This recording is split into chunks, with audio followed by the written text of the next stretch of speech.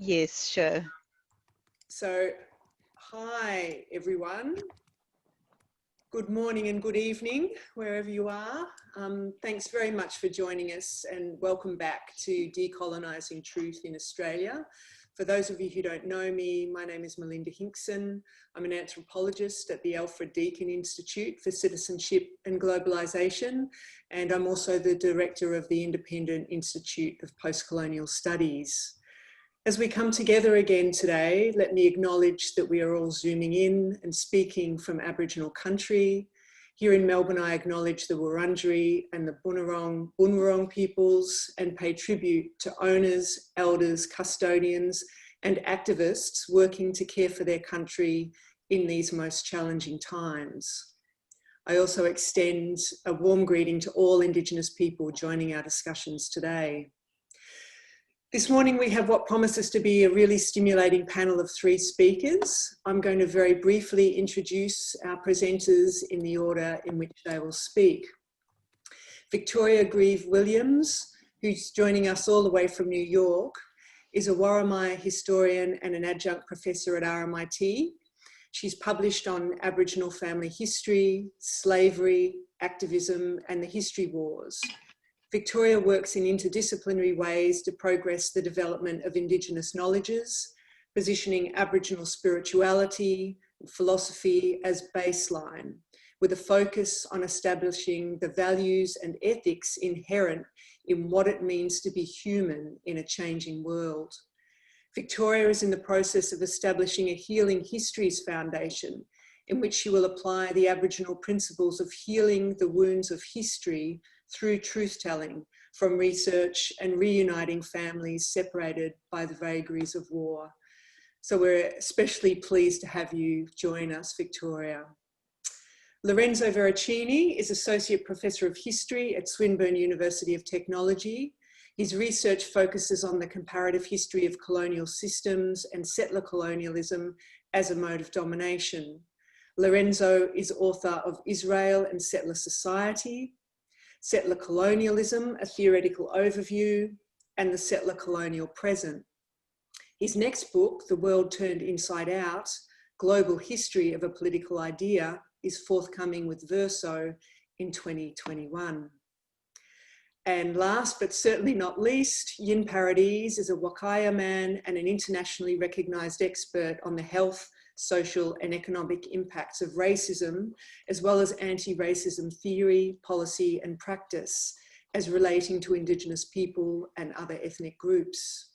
Yin is Chair of Race Relations at Deakin University, where he teaches Indigenous knowledges and conducts interdisciplinary research across diverse settings, including workplaces, schools, universities, housing, and the arts and health. So welcome to you all. Each presenter will speak for 15 minutes and we'll have plenty of time after that for discussion. Please do feel free to use the chat as a placeholder for any points of discussion you would like to raise as we go. We don't seem to have a raise your hand button, so we'll keep a close eye on your activity in the chat. And finally, just a reminder that these discussions are being recorded. So thanks very much, Victoria. Over to you. Oh, thank you, Melinda, for that introduction. And I thought, since you haven't had a chance to see my abstract, I might read that. What I'm presenting is probably quite different, but the abstract I think is important. The title is Decolonisation as Praxis, History, Truth-Telling, Necropolitics, and the Imperative to Decolonise Australia. Truth-telling in Australia needs to be introduced as a process over time that consciously leads to decolonisation. This will include an enaction of long-delayed justice for the Aboriginal, also Torres Strait and South Sea Islander peoples, and an embodiment of reparations for the crimes of history in the Australian Constitution. A process that engages all of the institutions of Australian society is paramount to ensure that the theories, lessons and skills involved in truth-telling are absorbed into the ways in which we deal with each other as accepted and necessary practice at all levels. This is the way in which the foremost ethic of truth has been understood and practiced within Aboriginal spiritual, intellectual and emotional experiences. In this scenario, a truth-telling commission with the powers of a royal commission and Aboriginal commissioners who pledged to hear out every Aboriginal person at regional and local levels would be the beginning. The factors that distinguish Aboriginal disadvantage, that hold Aboriginal people in a state of exception to the settler-colonial state are well overdue for intellectual scrutiny by such a commission, and Aboriginal people are ready to explain. It is important to note that the history of the relationship of Aboriginal people with the Australian state begins yesterday, while a new relationship with the Australian state is predicated on addressing the history of the original criminal occupation. This and the accoutrement of colonisation continues in our precarious lives. Our bodies experience the violence of the settler-colonial state in that intersectional field between biology and politics, whereby many Aboriginal people exist with only bare life as homo sacer, who can be killed with impunity. It is history that's brought us to this pass. Now is the time to lift the veil, to fully uncover the lies and agree on ways forward. So in this presentation, I say that Australia's Aboriginal people have existed and survived a particularly harsh hegemony, even in world colonial terms. We are now in the 21st century and this minority population is in a precarious state. What I've come to understand is a state of exception to the settler-colonial state. The imperative is to decolonise, but how? Especially when apparently the other 97% or so of the Australian population need to be convinced of this. There is another way. The theory of truth-telling and its value springs from a global understanding of the need to address the criminal takeover of Indigenous lands and decolonise. In the rush to expand populations, source raw materials, enslave labour and create markets, genocidal forces were unleashed by the colonial wars and the accompanying evil of racism. As commodity capitalism spread across the globe, the Aboriginal predicament with history, though unique, is also a part of global forces that hit Indigenous people with a massive blow worldwide. Decolonisation in Australia requires a methodology for enabling structural changes in power relations, and importantly for undoing the enduring discursive regimes that underpin settler-colonial domination. If we follow what Paolo Freire identified as the only true way to be free, we need to develop a praxis within Australian society that will eventually include all levels of government and institutions. That is, a system of reflecting and acting on the world in order to transform it as the way to socio-political transformation. A part of this would be understanding, even in broad terms, what the Australian nation would look like after decolonisation. What are we aiming for? And how would this affect our governments and institutions, our relations with one another? Further, the question needs to be asked, does this idea of decolonisation require truth-telling? What is the truth, and what if it falls on deaf ears? To answer this question, we need to develop a theory of truth-telling and its role in decolonisation. It is taken as a truism that truth-telling in Australian history will lead to healing and reconciliation. How is this possible, and what are the mechanics of this? There is a methodology for coming together after a conflict in Aboriginal societies, but can this be developed so as to be a decolonising methodology? Is it possible that the methodology of telling the truth, that important space between ideas and action, the praxis of truth-telling, and the process that it unfolds, will shape the new relationships of an Australian nation, unfettered by the toxic grip of colonialism and racism? I do think so. I think this is possible, and this is why it is so important to develop this theory and methodology carefully. Preparing for the truth-telling exercise that Australia will embark on eventually, in one way or another, needs to be a process that is led by Aboriginal people, particularly at the local and regional level, and a process that also leaves room for others to be involved and in dialogue with Aboriginal people. That is, whether it is governments or concerned and engaged individuals, whether scholars or not, that enable a search for the truth. Aboriginal people are engaged in this on practically a daily basis and have spent an inordinate amount of time and energy trying to convince settler colonials that the truth matters, not the least through education programs in schools and universities.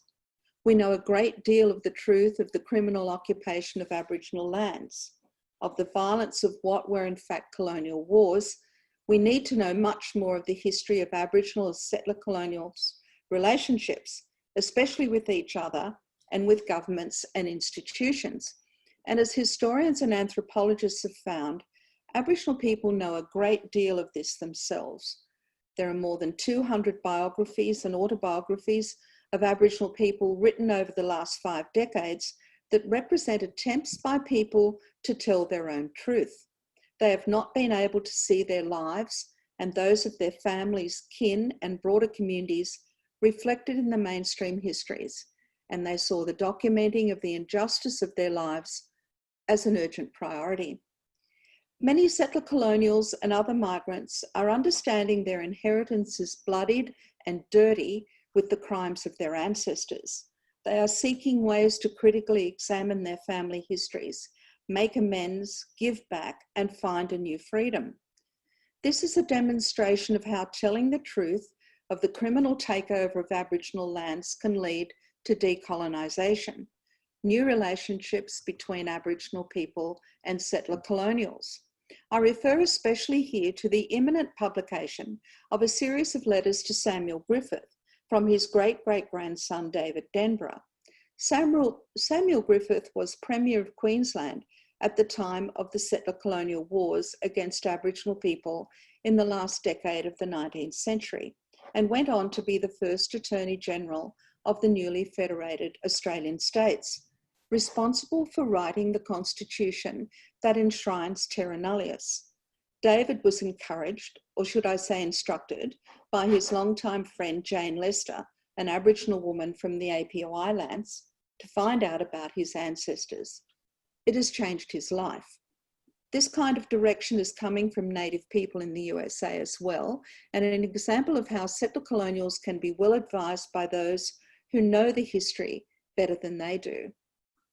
The institution of history in settler colonial Australia has a history itself, a history of having written out the impact of racism, of war on Aboriginal men, women and children. It has written out the impact of the criminal occupation of Aboriginal lands on settler colonial wealth accumulation and the development of capital impoverishing Aboriginal people. It is a history of denial of the value of Aboriginal labour drawn into the institution of slavery and how the station complex in gender relations has impacted on the sexuality of settler colonials and of Aboriginal family formations. There is too a history of denial of the Aboriginal contribution to the socio-political life of the nation. Arguably, it's been the voices and actions of Aboriginal people that have steered the nation toward anything like a moral compass. The truth is not just factual or scientific, it is effective. It re-traumatizes. Finding the truth is intense emotional labour and it is high stakes. The inquirer is often open to attack of a personal and vitriolic nature. For this reason, the work of documenting the colonial frontier massacres in Australia, now being carried out by Professor Ryan and her team at the University of Newcastle, is sacred work. As an Aboriginal person, I'm grateful to those who do it, when in truth my capacity for this inquiry is limited by my emotional response to it. Truth-telling is immediate and urgent in many areas of human rights work. For example, the feminist interventions in international law to make sexual violence in wartime more visible, punishable, and therefore preventable. Emily Rosser has developed a theory of urgency praxis, what she calls a race against time form of rights defence.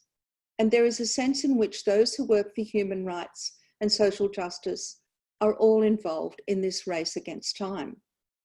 While we work on the need for truth-telling about the original criminal occupation of Aboriginal lands that began 232 years ago, Aboriginal Australia is suffering a truly genocidal existential crisis that I don't believe I need to explain to you, except to say that it has now become characterised by widespread suicide, including by children, high rates of incarceration and of homelessness, ever decreasing life expectancies and impoverishment. This crisis seems to mirror the crisis in the natural world and a planet lurching through dramatic changes, including this pandemic, as if in its death throes. We are involved in a race against time. The decolonising, truth-telling process needs to develop in such a way that it is cognizant of these times and of the situation Aboriginal people and all of humanity find themselves in as a result of global forces associated with what has now come to be known as the Anthropocene. The predominance of humans on the planet now means that nature and the natural forces that support life on Earth are being destroyed. Indigenous people have been seen as the sentinels for the Anthropocene, as they have borne the brunt of the first impacts from these massive changes. Arguably, the people of the global south have been invaded by a category of refugees, beginning over 400 years ago, when the lands of Europe were no longer able to sustain the immense burgeoning populations that Malthus warned of. As a result, the world is characterised by ever-increasing inequality, borders, militarisation and enmity as a result of enduring and hardening racism, the rise of fascism and nationalism, a toxic cocktail producing exclusion, borders and terror, and a proliferation of camps that began with the colonial wars, including in Australia, where the remnants and survivors of frontier violence were locked up for their own protection. I've argued elsewhere that these camps in Aboriginal Australia, known as missions, reserves and outstations, are not normal and natural places for Aboriginal people to live, but they are the camps that characterise Giorgio Agamben's state of exception to modern democratic states. Agamben says that the camp dwellers are our modern day Homo Caesar, the sacrificial body of Roman times, not a citizen, not within the city limits, who could be killed with impunity. Fanon has called this state of exception the zone of non-being. The parallels with Aboriginal Australia are stark. Achille Mbembe argues that these shifts apparent in the contemporary world have hollowed out democracy and its dark side, its dark side that is now coming to the fore. This dark side is based on the desires, fears, effects, relations, and violence that drove colonialism. This means that the freedoms that have been celebrated by democratic states are now very much imperiled.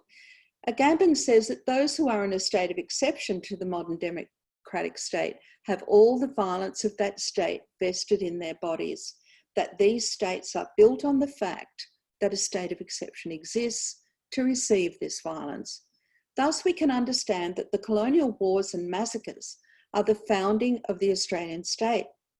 As Paula Jane Byrne says in relation to her critical approach to her family history, quote, "Family allows that shift in perspective, and this account broadens the history of aggression to include formative democracy, showing that the whole nation was framed in terms of violence to Indigenous people. Family brings home the past in a way general history cannot. Being related to people who inhabited this culture is a cause of grief, which will only become productive when a just peace is made with Aboriginal people on their terms." Mark McKenna has remarked that we need to reckon honestly with the past or unmake the nation. I want to riff off that if I can, Mark, please excuse me, and say that in order to reckon honestly with the past, we need to remake the nation.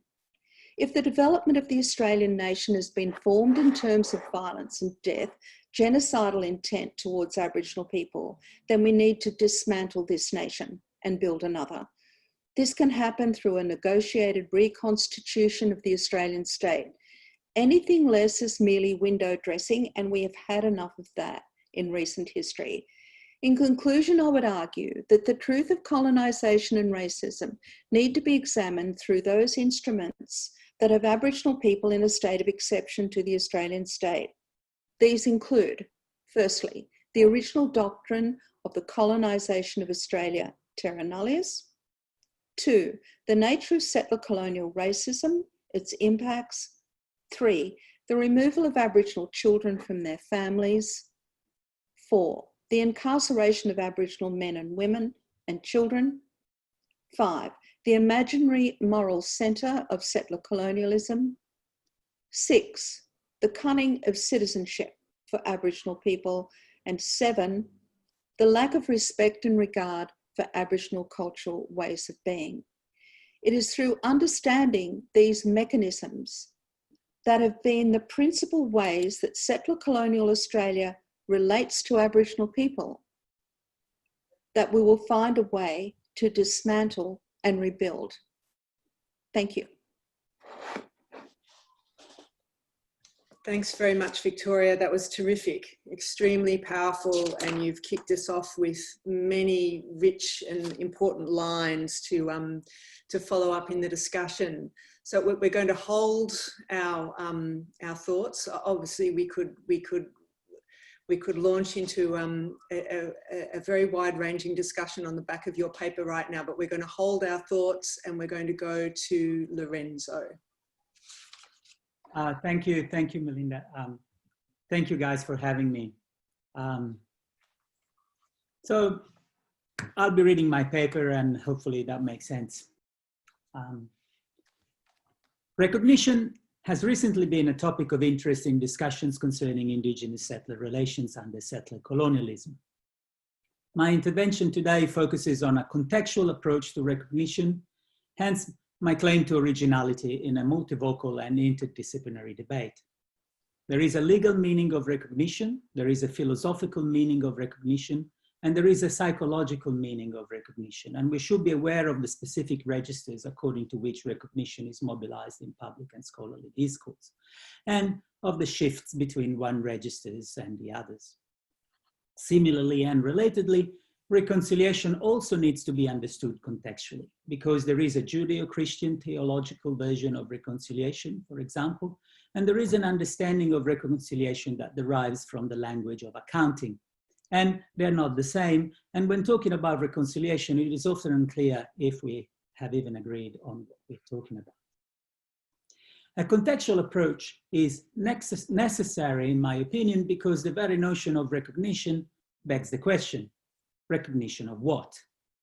The Uluru Statement from the heart productively focused on the basis of Indigenous participation in discussions about recognition, truth, treaty, and voice. This TTV model is an excellent start, and it is precisely because it was a sound proposal that it was not taken seriously by the Scott Morrison administration, which rejected the statement. This Australian government resented especially the voice proposal, as if there could be recognition without the possibility of uttering it. It is not only about clarifying the conditions of possibility for Indigenous recognition generally and constitutionally and in Australia. An understanding of the epistemology involved in recognition is needed because it enables, in my opinion, a productive framing of the contestations surrounding the politics of recognition. This is a global predicament. Indeed, there is currently a global uneven geography of engagement with recognition in the Indigenous transnational world. Some Indigenous struggles in some locales find the concept valuable and mobilize for it, while others find it counterproductive. The former demand recognition as a necessary prerequisite for decolonization, the latter express against recognition. When recognition is denied or even foreclosed by the settler polity, it is demanded by Indigenous activists. When it is offered, it is rejected, which proves that it is not that Indigenous struggles are always right. Rather, it is settler colonialism that it is always wrong. A contextual reading of different modalities of settler colonial domination is a necessary key to understand this uneven geography. Recognition cannot be simply a process whereby a sovereign subject is identified and addressed, even if it is also that, as if someone existed already and was fully formed and then met someone else in the street and this encounter was only incidental to their being, a mere addiction to their life. Recognition is necessarily relational, a point underscored recently by Dominic O'Sullivan, who, following Nancy Fraser, has emphasized the notion of participatory parity. That is, the collectives that engage in an act of reciprocal recognition would not exist without each other. This is inevitable and is already so under settler colonialism, even if the rationality has not yet taken the shape of recognition. The settler collective would not exist as settler without indigenous collective, and the indigenous collective would not exist as indigenous without the settler collective. Because of an unavoidable relationality, recognition must be the outcome of a dialectical process that includes the historical modalities that constituted the subjects that are to be addressed. That is, the subjects of recognition exist prior to recognition. They are not constituted by it, even if they are reconstituted by it. In other words, recognition cannot be constituted without history. Recognition is not the beginning of a relationship. It is the beginning of a new or renewed relationship. There are no people ab origine at the moment of recognition. This is Latin it's the etymology of aborigine, by the way. In other words, recognition cannot be about the sovereign realizing that there is another and then making it sovereign through a sovereign act that confirms its sovereignty. Recognition cannot be performed by inclusion because the settler sovereign did not enact its sovereignty without the indigenous one in the first place. It enacted it against the indigenous one. And for the settler sovereign, it wasn't even a first place as the settlers come from elsewhere. Recognition must be about a sovereign reconstitution, and there is constitution in reconstitution, not about its amendment. If it is ever to be, recognition must be a moment of synthesis, a moment of dialectical progression, the moment in which thesis and antithesis in their opposition are overcome by recognition. Keeping history out undoes recognition. We need the truth, but this is paradoxically what recognition aims to do, an undoing of history. Ernst Renan and Friedrich Nietzsche, for example, both of whom reflected extensively on the nature of reconciliation, they were both dealing with mighty historical grudges, agreed that reconciliation is primarily predicated on the ability and willingness to forget. Renan was thinking about nations and nationalities. He was in the business of denying that nations are defined by race, language, ethnography, geography, and religion, but he also talked more generally about the ways in which historical inquiry throws light on the violent acts that have taken place at the origin of every political formation, which sounds right on the money for the polities that have emerged from settler colonial processes. The thesis is an original indigenous sovereignty. Its denial by the settler polity is the antithesis, and its resurgence through struggle, forcing a reconstitution, is a synthesis. So, remembering is crucial for reconciliation, and so is forgetting.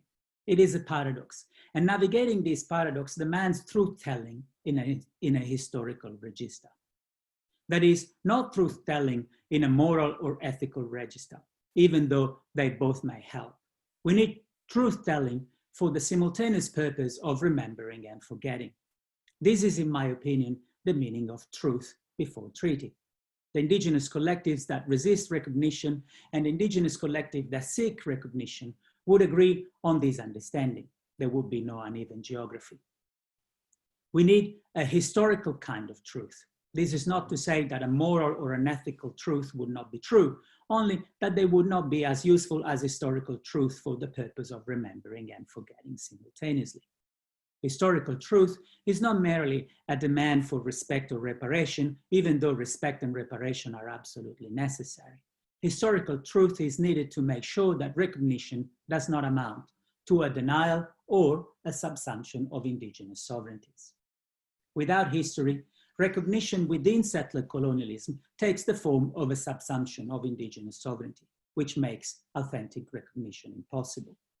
This subsumption is something the indigenous collectives who refuse recognition are determined to preempt, while those who demand indigenous recognition are keen to avoid. No uneven geography here either. Warning against the rules of consent, Audra Simpson argues that refusal rather than recognition is an option for producing and maintaining alternative structures of thought, politics, and traditions away from and in critical relationship to states. So this settler offer of recognition is a denial of indigenous sovereignty. Simpson's argument is incontrovertible.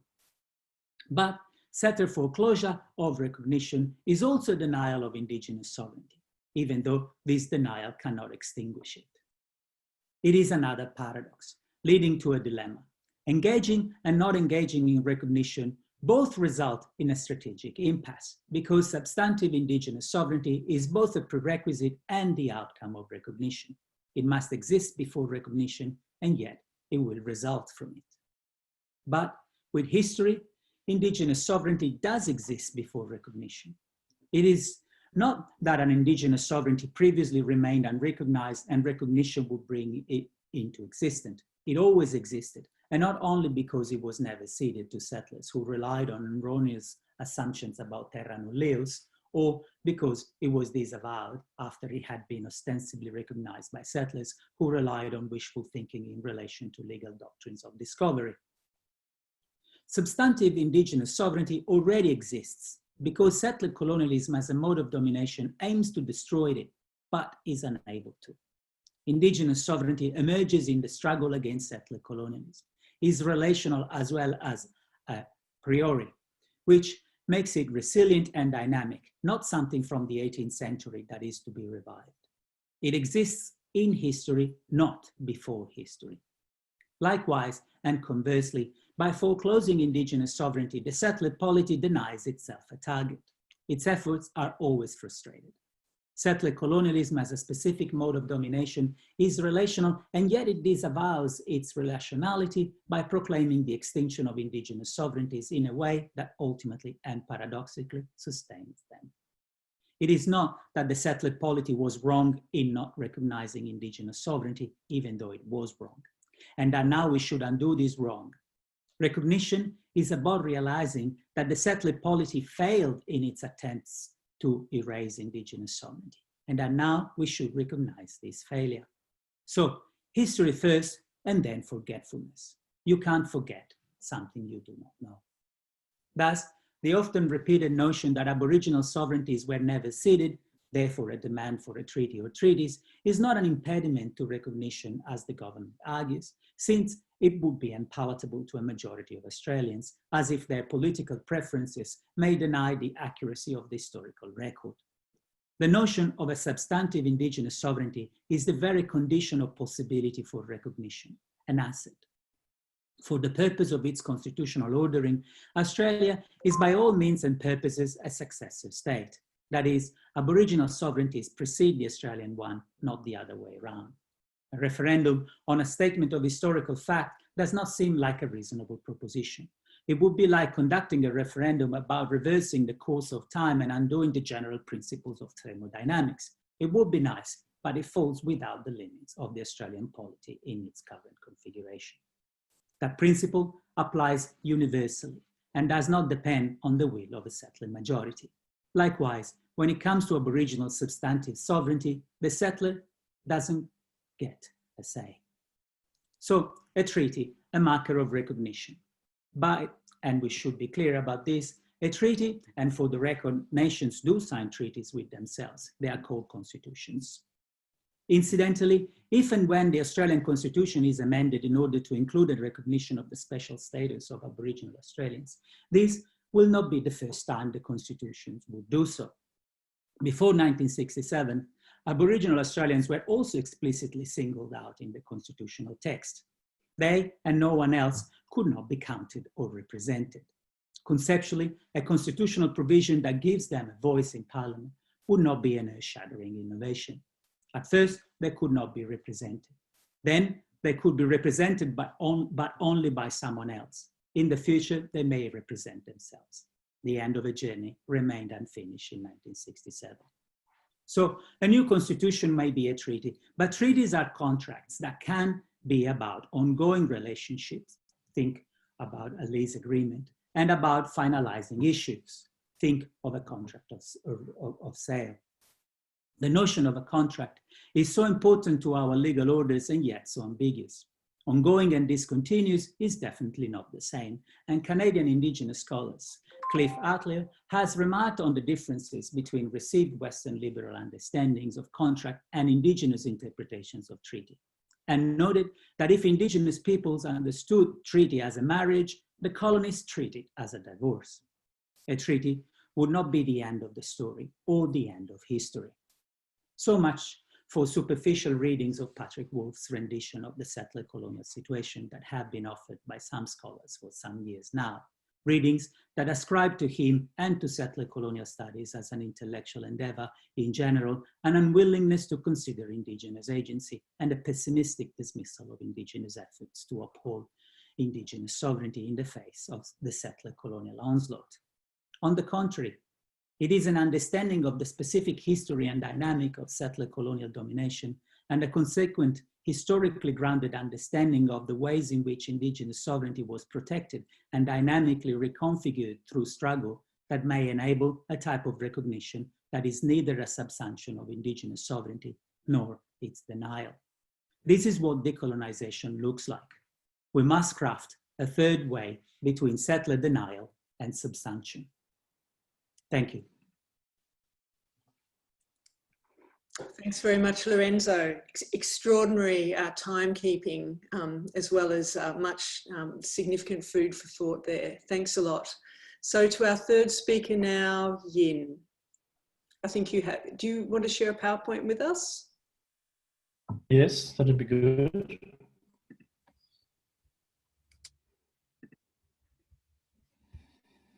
Yin, so I've just made you co-host. I think you can share screen now.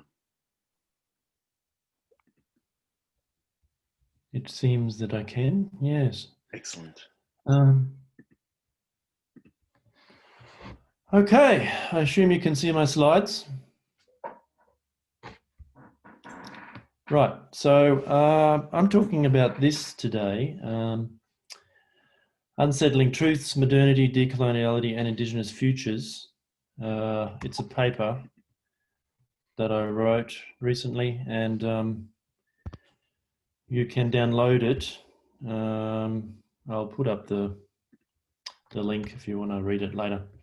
But this is just a summary of the paper. So I start talking about in the paper the truth of modernity. Essentially what I'm saying is that colonialism is a process of slavery, rape, torture, murder, genocide, oppression, assimilation and extermination of Indigenous peoples. Not just Indigenous peoples, but certainly Indigenous peoples, among others. And there's a growing realization of the impossibility of justice through the law of reconciliation, or of any answers at all, from settler-colonial states. The broader impacts of coloniality, colonial modernity, are pretty clear, but not often detailed in settler-colonial contexts or scholarship. Just some examples. 60% of people globally earn less than $5 a day. 8 men are wealthier than half the world's population. 1.6 billion people are without adequate housing, and a quarter of children in the world are stunted from malnutrition. These are the impacts of colonial modernity, among many others. And this stems from the modern nation state, which is hyper-individualistic to varying degrees, in the West more so than others, atomized, securitized, instigators of climate catastrophe and the 6th mass extinction that the world has experienced in the last 4.5 billion years or so, and at least 3.5 billion years of life on the planet. So some more examples of this.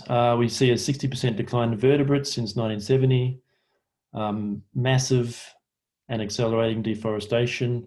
We'll run out of arable soil at this rate that we're going within about 50 to 60 years. The oceans will be too acidic to support life, and the impacts of 4 degrees of global warming by the end of the century are really impossible to imagine with our level of ability.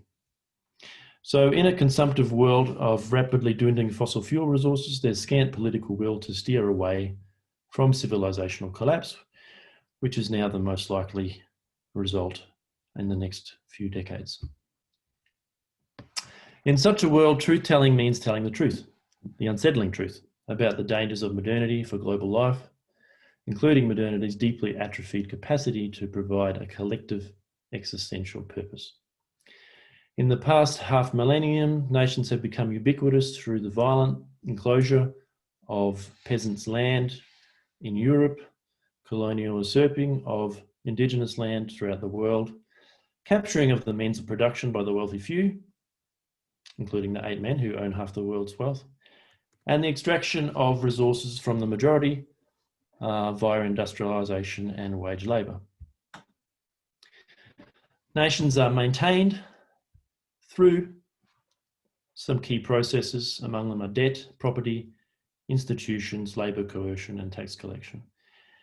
And from these stem various rights, which are enforced by legal and legalised forms of violence.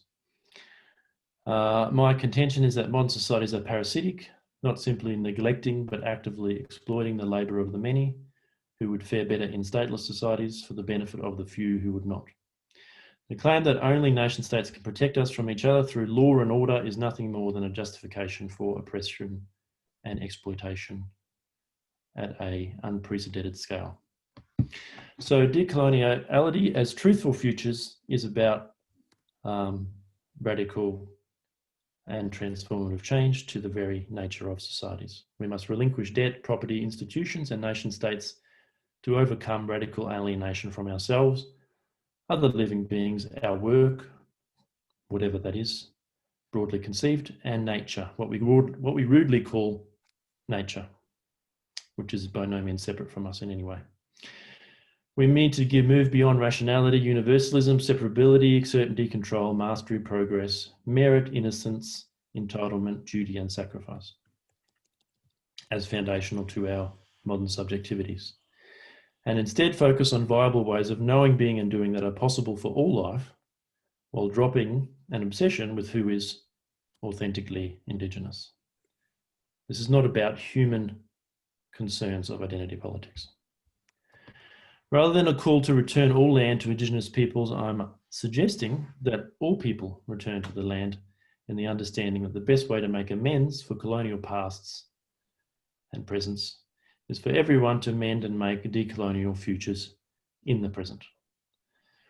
This could occur, for example, in many ways, but one is small-scale, non-hierarchical, egalitarian, anarchist political structures combining an ethos of downshifted collective sufficiency and frugality with meaningful mutuality of being and becoming with life and the living cosmos. We need to cultivate loving, intimate, respectful, affirmative, complex, and regenerative place-based attachments on the land in which mutual need, responsibility, communication, creativity, and care are valued, which they are not in modern societies. There is compelling historical evidence that small-scale communities can achieve low levels of violence, rape, homicide, depression, loneliness, self-doubt, suicide, sexism, racism, and high levels of socioeconomic and political freedom, and certainly in equality and equity, without the poverty, homelessness, famine, or genocide. Famine may be hard to completely eradicate in the future we've created, but many of these impacts are the result of modernity. So I'm talking about collaborative endeavours across communities arising organically, which could create, of course, still large-scale activity and could still support the kind of specialised skills and technologies to some extent that we have developed. It's not an anarcho-primitivist perspective that I'm talking about here. Societies that value self-realisation and freedom can be configured without either institutionalised, non-consensus-based exploitative hierarchies controlling the means of production or the hoarding of resources produced through the labour of others, both of which characterise the foundational nature of modern societies. So in conclusion, basically what we need is to move beyond modernity, and we need to adopt radical land-based, relocalised, self-sufficient, revitalised, communal, entangled, mutual and embodied kinship with life our own lives, those of our fellow humans, and those of non-human or more than humans. And to do so in flourishing, egalitarian social networks of small-scale local communities. My hope is for an insurgent seeding of new worlds grounded in Indigenous life ways, degrowth, rewilding, permaculture, frugality, voluntary simplicity and sufficiency, and intentional communities, which will rapidly outgrow a withering and terminally ill modernity that has no hope and no future. The end.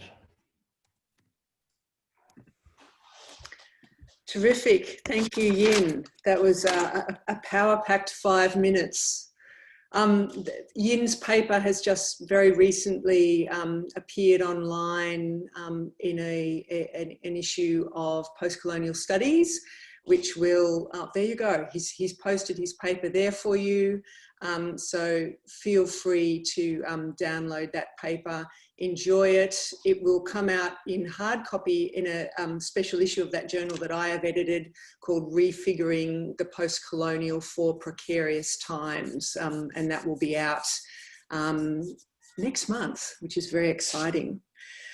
So we've had 3 really terrific, very, very substantial and provocative presentations, much food for thought, coming from different perspectives, but with some really important points of connection there. And I think I have to come back to Victoria's suggestion to us that decolonisation requires a methodology and it requires a praxis. I mean, I think partly perhaps where we've landed with Yin's paper at the end is one kind of instantiation perhaps of the kind of praxis that Victoria is proposing. And I would love perhaps just to invite the 3 of you, first of all, to have an opportunity to speak to each other in whatever way you might like to, around that very question. I mean, I think we're getting off at a canter on this theme, that this is not an intellectual exercise we're talking about. The urgency of the need, not just for truth-telling, but for transformative relationships could not be more sharply put at the moment. So the need for practically engaged new ways of thinking about realising those relationships are right there. Lorenzo gives us a more philosophically framed paper. He wants us to stay with the concept of recognition and to recognise its knotty possibilities rather than just its cunning in the way in which it's perhaps been dismissed by some writers working with that concept. And so I'd also, ultimately like to hear from Lorenzo in this same discussion, because I don't think his paper is purely targeting philosophical questions either. So perhaps I'll just throw it to the 3 of you first to say whatever you would like to say in response to hearing each other, and then we'll come back to others.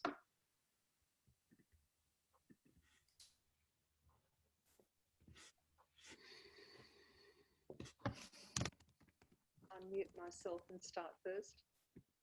I do think the 3 papers are very well connected in significant ways. And I think both Lorenzo and Yin have answered some of the questions that I asked in mine. I don't think, though, that they are the only answers. And I think the answers to those questions need to be addressed like broadly in terms of consultations or think tanks or something like that. I think that, I don't quite know where I'm going with this, but I'm being quite honest. Yin, the picture that you painted of the kinds of communities that we could have, I remember a very significant experience of mine in the early 80s, when there was a kind of a national Aboriginal group met, and we were encouraged to, if you like, imagine what we'd want the future to be. And interestingly, there's a lot of parallels with what you were saying came out of that. And certainly for me, I mean, that was really a lot of my thinking in the 70s and 80s about the need to, back then, I was very aware of the importance of trying to deal with climate change. And when I think now, so very little has happened in those decades since then. I was actually using soap instead of detergent because I wanted to protect the waterways, and I was so earnest, and making my own bread, and I was just really like consciously divesting myself of a lot of materialism. And then I had children. So, that changes a lot of things when you, it does, seriously. And, they still think I didn't give them enough. But, I don't think the answers to this are individual. They have to be collective. And they have to be like, if you like, bringing along other people with us in terms of how we develop approaches to decolonizing. And it's true, decolonizing is not just for Aboriginal people. The thing is, settler-colonials don't realise that they are seared and soured by this experience and by this cultural legacy that they have. And it's really amazing when you meet people who understand that, like David Denborough and others I've met through looking at critical family histories. Paula Jane Byrne, of course, well, she's just very advanced in this thinking as a historian. But it needs to be a process that people can own, or they're not going to do it and they're not going to be involved. So I've been thinking recently with all of the things that have come to pass in the world, that nothing is going to be really done about this until we're forced to do it, which is, it's a bit of a dark thought, but really people are still going to be using fossil fuels until there's none left or whatever. So I don't know. I don't hold out a lot of hope for human beings to be proactive in that sense. But I think that our job as public intellectuals is to keep up the dialogue, to dialogue with each other, to develop opportunities to be spreading the word, and also to impact on, to bring together like-minded people and to find ways of promulgating these ideas and of impacting on government policy. Now, I sense, particularly in what you were saying, Yin, that you understand that the world needs Indigenous wisdom. The world, what has happened with the process of colonisation is the attempted destruction of people who really I did know the geological ages and now I've forgotten, but people who came to be in a time when they were working within the parameters of nature and having all of that local knowledge of what it means to be a humble part of the natural world rather than a conqueror of it or whatever. So people who know how to live within nature are extraordinarily valuable to a world that is now losing its capacity to nurture the natural world. So we have an opportunity here to be promoting the importance of Indigenous intellectuals to the future of the world.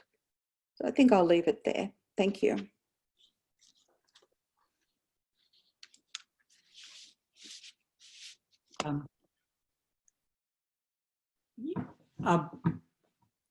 This is a very productive exchange. I'm really excited to be part of it. What I especially appreciate is the understanding that there is a role in decolonization for everybody, and this role is predicated on a genuine process of recognition. When recognition is understood in a way that exceeds the narrow bounds of constitutional discourse.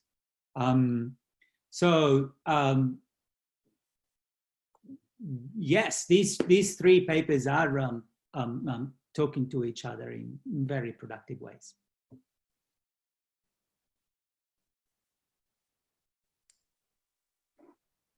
Yin is nodding his head. So at this point, I'm going to just throw the floor open and invite questions, comments, discussion.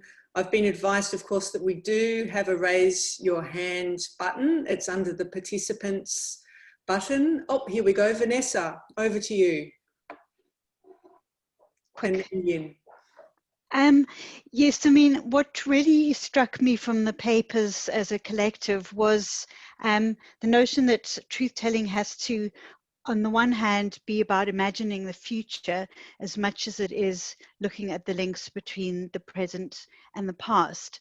And I mean, I think the kind of ecological crisis that we're facing now compels us to do truth-telling in a way that acknowledges that and looks at the way that the history of colonialism has actually contributed and constituted the current crisis, as well as engaging in a discussion about the future. I mean, I think Yin's vision of the future, which I read before, I was dumbstruck by it.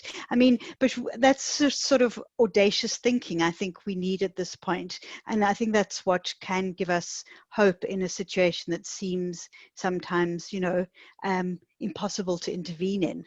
So I don't know whether that's a question. I suppose what I'd like the speaker's thoughts on, you know, how we actually make that happen in a truth-telling process. How would we do something different to the kind of linear processes that have happened in other contexts? Well, I mean, I'm just going to say again what I've already said, which is that these are not ideas. This is what we need to do. And as Vicky already said, it's not a choice. You know, we will transform radically or we will die. And that can happen after we run out of fossil fuels, or we can start doing that work now. So I'm asking people to live in a different way. I'm asking people not to feed the modern systems by being involved in debt or property or institution or nation states. We don't need those things. There are other things that we don't need, and I mentioned them already. Be different, do different, think different, and you may get a head start on the changing world, which in 30, 20, 30, 40 years, it will be unrecognizable to what it is now. So your choice is start early, have a chance, or start late, and your chance is much reduced. That's your only choice. Could I make a comment here? When I first started to be engaged with the idea of the Anthropocene, I was doing a web search and I found a document written by a scholar from University of Michigan, and it was called Minimal Ethics for the Anthropocene.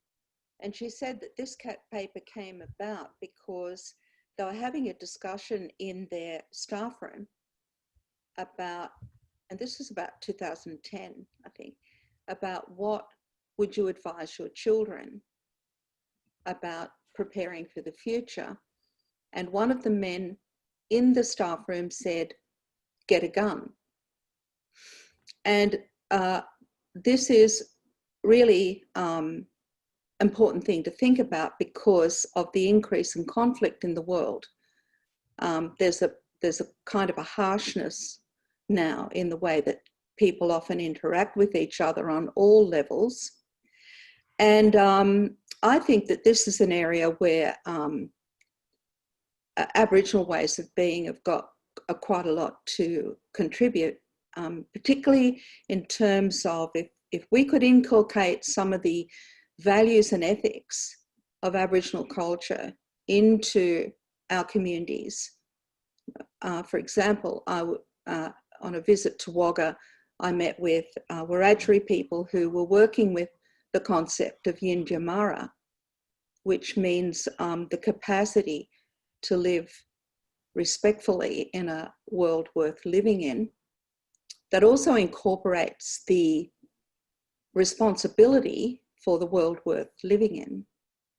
And, you know, those kinds of ethics and values are the things, you know, the idea of being very respectful, of standing at a distance from people before you're invited to speak, not wanting to push your opinion on other people so much as listen to others and to learn.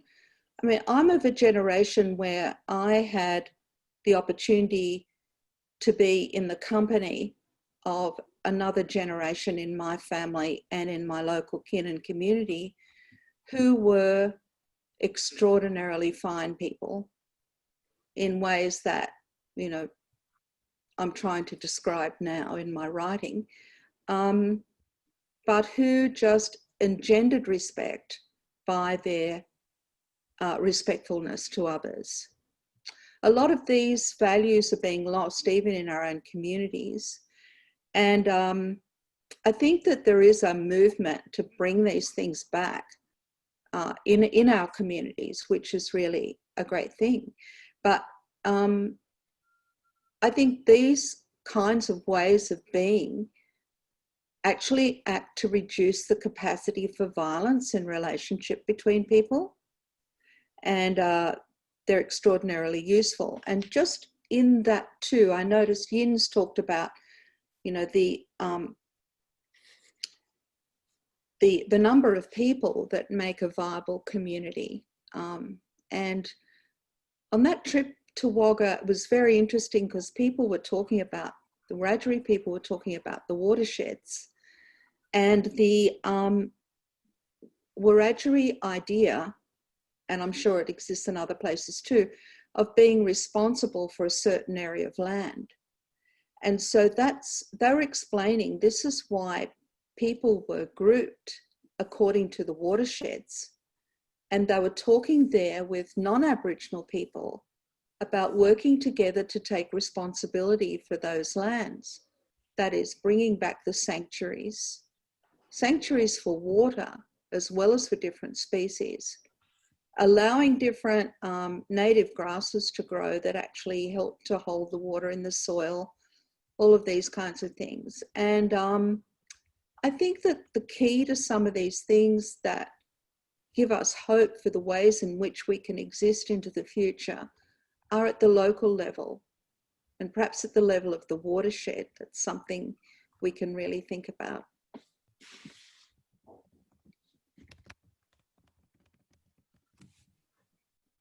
Thank you. Other questions or comments from people? Massimo. Hey, thanks, Linda. Nice to see some of you, and thanks for the papers this morning. Really interesting, yeah, mash of ideas. I guess it's probably for everyone, but maybe, I guess it was Victoria's theme on truth-telling. Something I've thought about a lot over my years of work on treaty in Victoria is sort of the idea of truth-telling, and informed by people like Uncle Robbie Thorpe, who are really calling for not just truth-telling, but, you know, a truth and justice commission, or, you know, no truth telling without some kind of recompense, and I guess more substantial, you know, consequences or results, rather than just putting forward an accounting for the archives, but for something more material to come out for Indigenous communities. So I'm just wondering if anyone would like to comment on that.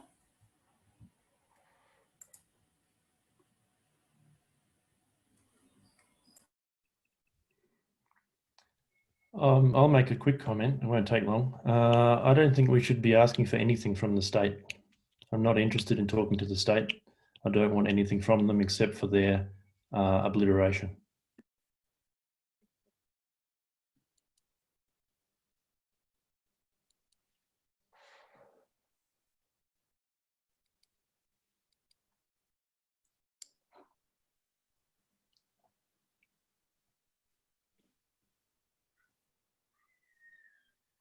Anyone else?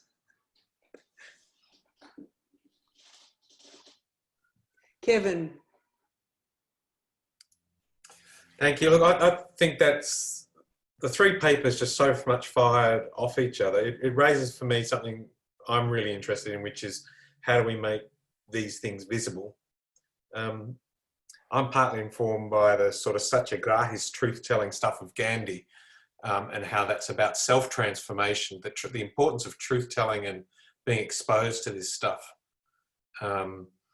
is also about self-transformation, about how do we reinsert ourselves into the collective, as you know, following your point, Yin, about getting out of that individual context and reasserting ourselves into this as collective beings. I'm wondering, for me, I think it's partly about how do we organise. It is a political agenda, which is partly what I was alluding to in my comments about being a numbers man. Yin. This is a political agenda, and how do we organise? And it's about how do we.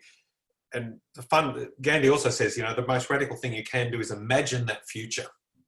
Imagine the future if you got it right. And then how, you know, from Vicky and you know, all the points is how do we then get there? What is the praxis? How do we make these stories visible? And what is the role of public intellectuals? And I think a lot of my work has been about policy, but at the same time, you know, you can talk to government, but for me, that's about how do you get into people's voices, communities' voices, to engage with stories in a process of learning and re-engagement, to undo that learning of modernity, as you say. You know, I think, but what is the role of organising and actually, you know, for public intellectuals and all of us to actually get out there and be models for the community and doing these things, as you say. You know, it is, for me, it is about doing, isn't it? It's about making these things real.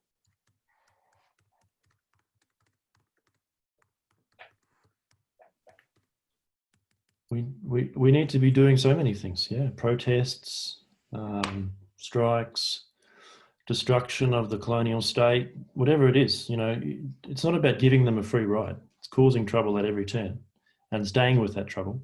But at the same time, you know, finding spaces of exile, of sanctuary, fugitive spaces where we can live even a slightly different lives. So I live, for example, on an intentional community. All the land is owned in common. We don't own any of our own houses. So I don't own any property on this community. And, you know, we try and do things communally. This is it. Create community in whatever way you can, whether it's your next door neighbour or starting from scratch a whole new place. It doesn't matter what it is. Start somewhere and build from there. And be different to what capitalist neoliberalism, colonial settler mentality wants you to be. And in that process of being different, you will destroy the structures of settler-coloniality. It's not, we're beyond talking. It's not about talking anymore. It's about doing.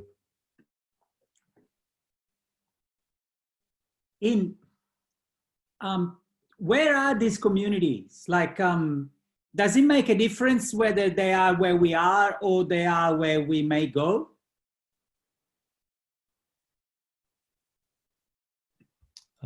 Well, I think it's nice to start where you are, yeah. And there's certainly lots of radical transformation that could happen within suburbs, for example. I'm not suggesting that everyone plays musical chairs and wanders around the globe looking for the perfect place to live. I think that was a bit counterproductive. What do you think, Lorenzo? You've got to answer questions too. You don't just ask them. Yes. Oh, look, I've been thinking about the distinction between emplaced change and displaced change. And that has been something I've been focusing on. I've been very attentive to the ways in which people are saying, we are going to make a revolution right here, or we are going to leave things the way they are right here, but we're going to change things where we are going, you know. That's something I've been I've been trying to train myself into understanding the dynamics of place and the imagined place that we imagine change happening. So when you say we should change things in our suburbs, then I see emplaced change. If you say we should move into intentional communities located somewhere else, I see people moving with a sovereign capability, with the ability of establishing political regimes where they're going. And so that I see the distinction, and I'm interested in teasing out the implications. Mm-hmm.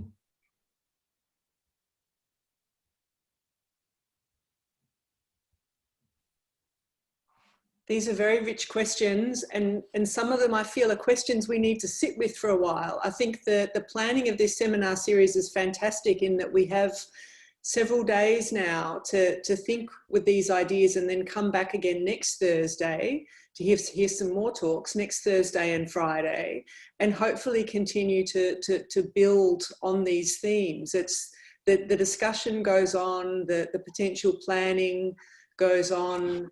And I'm certainly happy to keep going now if people want to keep talking, but it might also be a nice moment to pause, go away, think some more, and come back again next week. Does anyone have a question or a comment or something else to feed into the discussion before we close for the day? Can I just have a quick, make a quick comment? Eileen, for sure, please. Yeah. In relation to Lorenzo's question, I've changed my community just by talking about what I know is happening. And when I say I've changed the community, I mean I've changed the behaviour of my neighbours. I've changed the way they garden. I've changed the way you know, that they fertilise. They you know, I've changed their views on you know, insects and you know, whether or not they use poisons. So, you know, talking to people in your neighbourhood, and you know, and I do it. You know, I do things in a particular way, which they all found quite startling at first because it's messy, you know. But I say, well, it doesn't matter because my garden is not just for me. My garden is for the insects, and it's for the reptiles, and it's for the birds, and so that, and in that way, they've been able to, you know, see that there's another way of relating with reality, and that you know, that sort of that's community building, and that's community change as well. Fantastic. Thanks so much, Eileen. I think that kind of, that capacity to make everyday change is something that we all feel is extraordinarily important, particularly at the moment where so much is so overwhelming and feels outside of our control. So marvellous. Thank you so much, Vicky, Yin and Lorenzo, for these terrific provocations and great work to think with. I hope you'll all be able to come back again next week, although the time difference in New York, I appreciate, is pretty challenging for you, Victoria. But everybody, love to see you again next week. And for those of you who are feeling the love so much that you don't really want to leave, you can go away and have a break for an hour and then join us again at IPCS for another seminar in just an hour's time. And I'm going to throw to Lorenzo, who is co-convening that seminar series, to give it a little pitch before we sign off. Look, this is the fifth session we're going to have in that seminar series, and so far has been just great. It's about the bubbles, it's about the metaphors we live by, the metaphors we survive by, and it's not the direct action Ian is recommending, but it's about the preliminary work that may lead to direct action that we should all be engaging in. So I see a link there, and if you've been interested in this session, I'm pretty sure you would be interested in the next one too. Indeed, I think we're looking at digital themes today. Is that right, Lorenzo? We are dominated by the digital. Dominated by the digital. So we may as well understand how it does so. Yeah, great. And if anyone has trouble finding that Zoom link, feel free just to send me an email and I'll connect you up. So again, thanks so much, everyone. Take care, be well, and really look forward to seeing you all again very soon. Thank you, Melinda. Bye. Thanks, everyone.